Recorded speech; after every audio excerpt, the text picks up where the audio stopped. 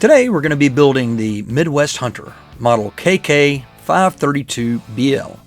We're going to be using pre-machined Canarywood scales, 1/4 inch steel thong hole tubing, and 1/8 inch steel penstock.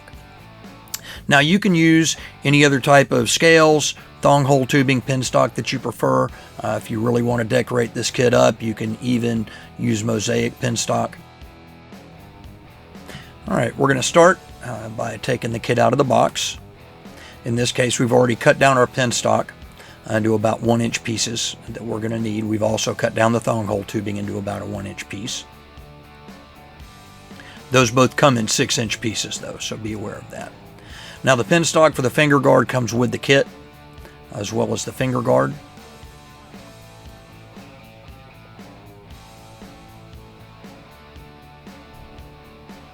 Look, make sure we've got the right parts that we need. Just going to kind of dry fit that finger guard.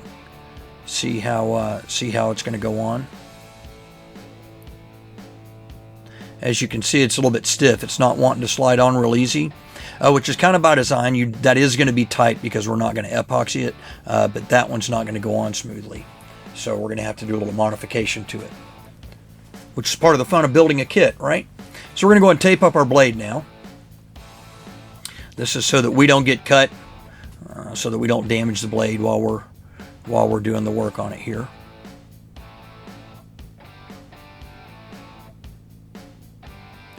And then what we've got is we've just got a little flat file. You have to be really careful when you're doing this because, again, you want the finger guard to fit extremely snug. You want to try and not see a gap between the finger guard and the tang. So you can see that we just did a very little bit, just took a little bit off. I mean, I can't overemphasize enough that you want to do that just a tiny amount and then try and see how it fits. And the reason you really want it snug, there's not going to be enough room to even have epoxy on this. So the way that it's going to be held on is, since it's sliding into the groove on our knife, that will prevent the front of the finger guard from tipping up and down. And then we're going to have the pin in the back side of it, so that will hold it and keep it from shifting. So in this case, it's very important that we peen it very well. And what the peening is going to do here is it's going to expand that penstock into the body of the knife as well as the finger guard, and it will keep it from being able to come out and slide out. And as you can see, you have to hit it fairly well, but you don't need a sledgehammer to beat on it. The penstock is a softer metal. It's designed to be able to do this. So the next thing we're going to do is we're going to fit up our handle scales so that we can get ready to drill them. Now there are a couple of very important things here. First, make sure you know which side of the scale you want to be the outside.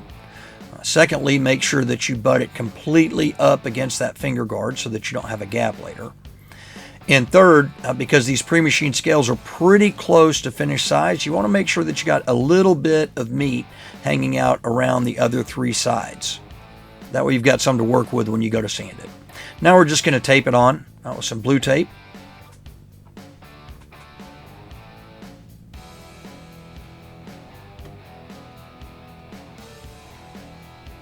And then we're going to drill it. Now if you'll notice here, we didn't just mount the knife right into the vise. Instead, what we did is we clamped the knife to a piece of wood. That's going to allow the knife to, 1, sit perfectly flat, and 2, it'll prevent it from trying to shift side to side. It just makes everything a little bit easier to work with. So we're going to drill our first couple of holes here. And then for the holes that are covered by tape, you could just take a pin or something like that and just poke a hole in the blue tape so that you know exactly where the holes are. Another option here, if you want to, is you can go ahead and just stick penstock in your first couple of holes that you've drilled. That just gives you an extra bit of security from the wood shifting. Between the tape and the clamps, you should be good, but if you just want a little bit more to be comfortable, it can't hurt.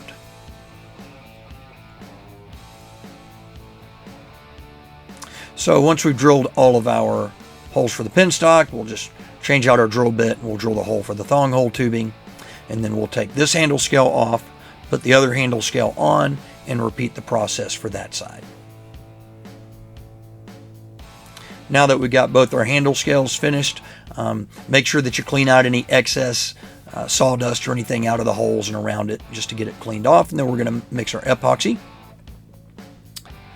Epoxy does not give you a lot of time to work with, so make sure that once you start mixing it, you are really ready to go. We have various different types of epoxy. Some give you a little bit longer to work with, but none of them give you a super long time. So what you want to do is smooth it onto your handle scales.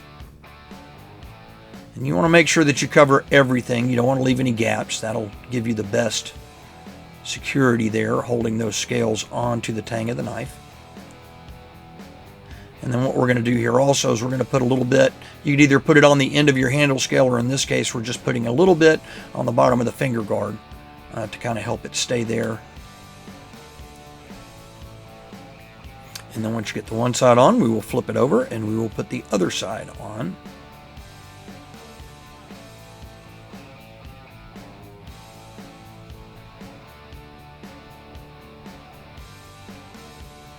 And then once we've got them both on, we'll go ahead and we will put our pin stock in, as well as our thong hole tubing.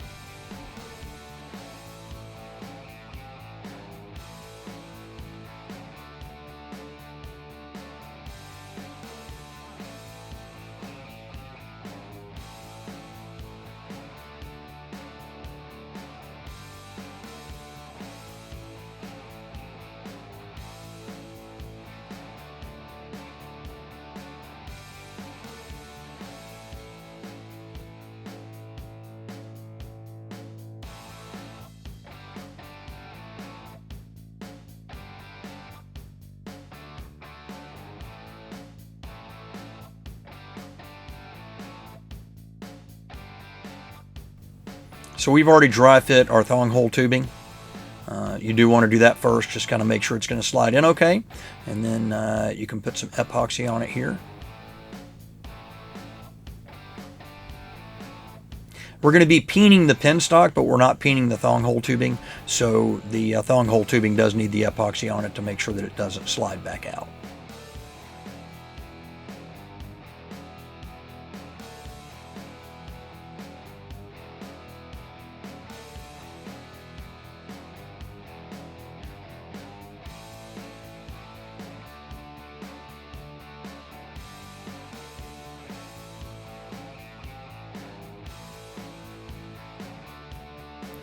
And then we're just going to clamp it. Make sure and let your epoxy dry for 12 to 24 hours. I think 24 is a good amount of time.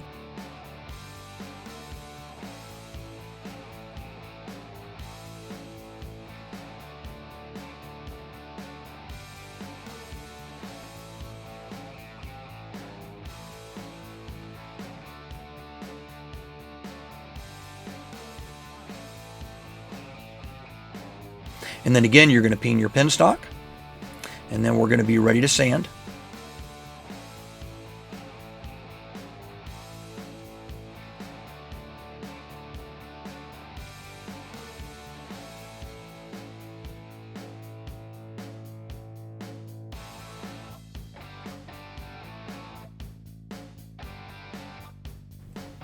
Some things to remember when you're sanding. Of course, start with a coarser sanding belt.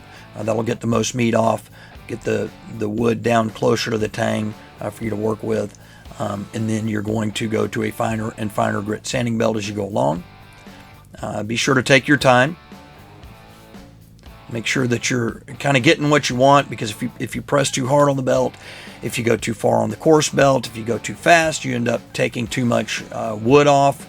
And then once you've taken it off, obviously you can't put it back on, and then you end up with a kit that you're not completely happy with. Of course, sometimes that's a part of the kit building process, especially when you're learning.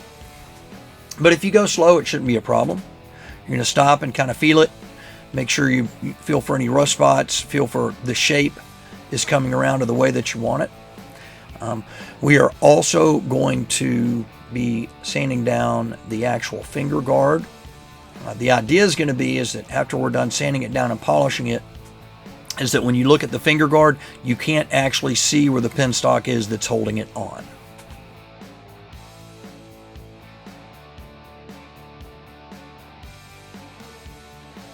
Once we've got that done, we're going to take it over to our polishing wheel, and we're just going to polish everything up. This will give you a nice shiny finish. Note that while we're doing this, the blade is still taped up. Of course, you can remove the tape from the blade when you're done, and if you want to polish the blade some more, you can. You need to be very careful when you're doing that. Sometimes a polishing wheel can kind of grab it and cause it to sling, so you want to be real careful.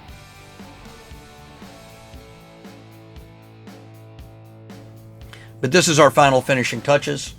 So I hope you've enjoyed this video. I hope you want to consider building this kit. Again, it's the Midwest Hunter KK532BL. There is a link below that you can click that will take you to this kit and everything that you need to build it. Here is a list of the items that we used in this particular build. Again, there are lots of options, so when you go to the website, you will be able to see them all. One thing that we love to do when our customers build these kits, we love to see what they look like finished. So please, take the time when you're done to send us a picture. If you don't feel like you're a good photographer, send us the kit. We'll film it and we will send it back to you. We'll put the pictures up on our website as well as on our Facebook and Instagram pages. If you've enjoyed this video, please click like, and please take the time to subscribe to our channel and click the notification button so that you'll be notified as the new kit instructions come out. Thanks for watching.